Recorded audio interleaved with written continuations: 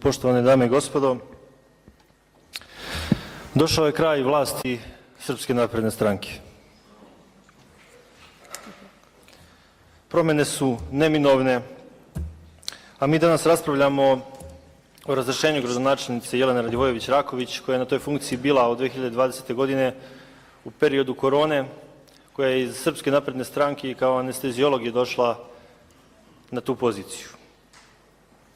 To je vrlo zanimljiv izbor, da nas neko drži pod totalnom anestezijom, da ne osjetimo ovu bol života pod vlašću Srpske napredne stranke.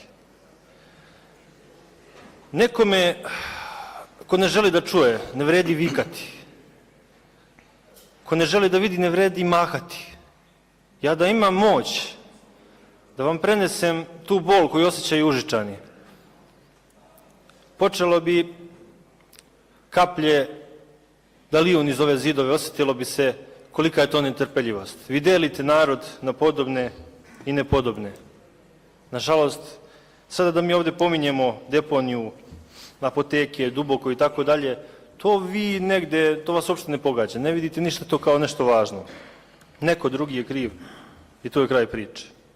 Juče sam prošao pored naše gimnazije i video sam da je prazna. I taj prizor me je baš onako zaledio, da umjesto da bude pun dece, gdje su ta deca, gdje su ti prosvetari? Zašto nisu na svojim mestima? Njima jeste mesto u školi, a u jednom normalnom sistemu. Ljubavi, sloge, ljudi koji vole svoj grad i koji veruju u svoje institucije. Vi ste nama pre izbora pokazali ovaj znak. Srce, ljubav.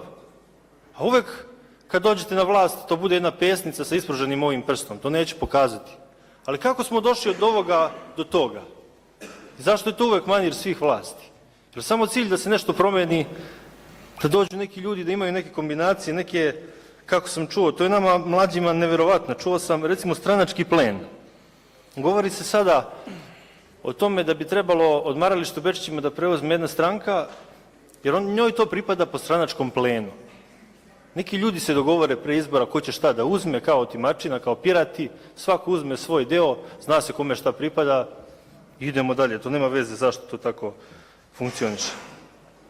Vi ćete, gospođo Raković, biti upamćeni u istoriji kao prva žena gradonačelnika ovog grada i verujem da će vam to biti neki pečat koji će vam biti dovoljan da budete ponosni na nešto. Nijedna druga žena neće biti prva, svaka sledeća će biti neki drugi redni broj. Ulagali ste, dali ste pažnju kao žena upravo vrtićima i nekim drugim stvarima koje su na izgled rešile pitanje, problematiku obrazovanja. To može biti zapamćeno, ali sve ostalo zaista, verujem, iskreno vam kažem da kao neko ko veruje da ima veće vizije, to nije dovoljno za razvoj grada koji gubi za 10 godina više od 12% stanovnika. Negdje me plaši i uverenja sam kada bi vam neko dao papir da kaže vladat ćete 20 godina, 50% stanovnika će otići iz ovog grada, a vi ćete ostati na vlasti, vi bi ga potpisali i desnom i levom rukom. Ja molim građane Užica da ne gledaju na politiku i dnevno-političke stvari i zbivanja kao na utakmicu. Da je sad ovdje recimo SNS i neka opozicija, neki Vučić, neki Đilas i da vi imate utisak da ste kao neki navijači i sad da li je bolji neki vaš ili neki naš. U politici vi ste ti koji ste na terenu, a drugi se vama igraju. Šalju vas na neke mitinge, koriste vas, zapošljavaju vas, nema slobode. Vi ste ti koji igrate, a drugi vam pokazuju srce, a kasnije srednji prst. Zato bi trebalo svi da se otrezne i da razmislimo šta je to užički san uopšte. Kakvo mi Užice želimo? Lako ćemo promeniti gradonačelnicu, ali čitav sistem mora da se promeni. Da mi znamo šta mi hoćemo, kako to Užice mi želimo. Sama promjena bez neke ideje ništa neće promeniti. Kao u nekim gradovima promeni se vlast, recimo u Priboju dugo je vladao DSS, kada je došao SNS na vlast, samo su ti isti prešli u SNS, jednostavno samo su promenili dresove, opet i navijači su navijali za njih, jer su oni mogli da im obezbede neke bolje rezultate, ali nije u tome uopšte poenta ovog života i ovog grada. Dakle, ja zamišljam Užice kao grad koji se razvija, koji ima univerzitetski centar, a ne da se polaže kamen temeljac i da posle to nikada se ne ostvari, kao što je to radila Socijalistička partija 2016. I nikada to nije bilo napravljeno. Prosto, ako se nešto obeća, to mora da se ispuni. Ako kažete da volite grad, volim se ne kaže, volim se radi. Ja ne vidim neki pomak, nažalost. Da ste uradili nešto dobro, ne bi imao ništa protiv da kažem, zaista. Evo, kažem za vrtiće i evo što će biti zapamćeno, pored kružnih tokova, možda taj stari grad koji je zaista negde pomerio se, sad vidimo ipak da postoji neka građevina. Možda je to jedino, ali sve ostalo, oni makropodaci zaista se nisu promenili.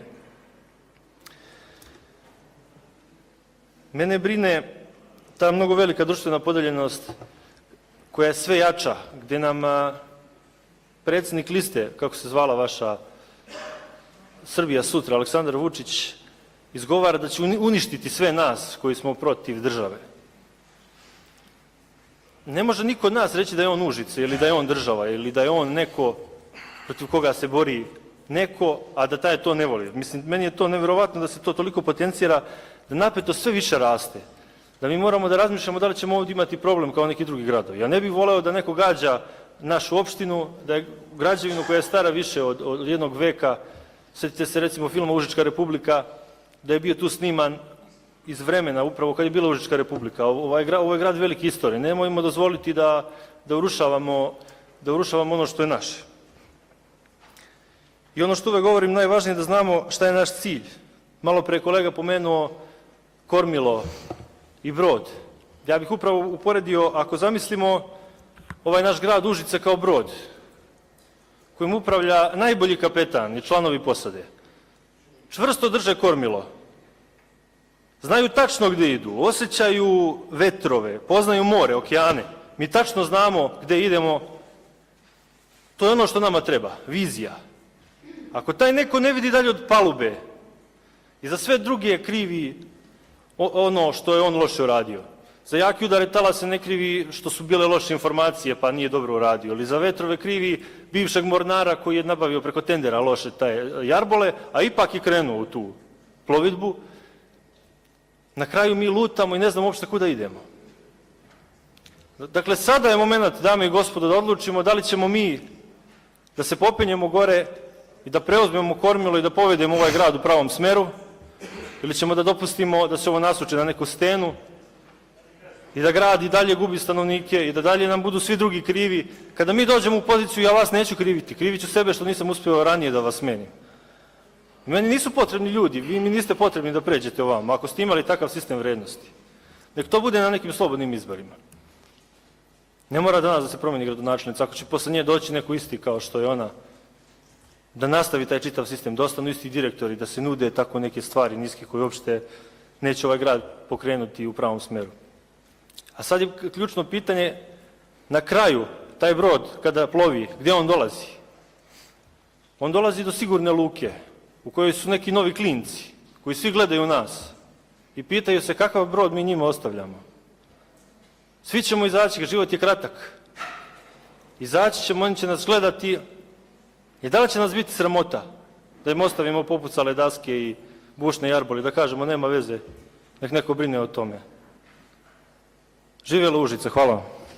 Hvala gospodine Kuburoviću.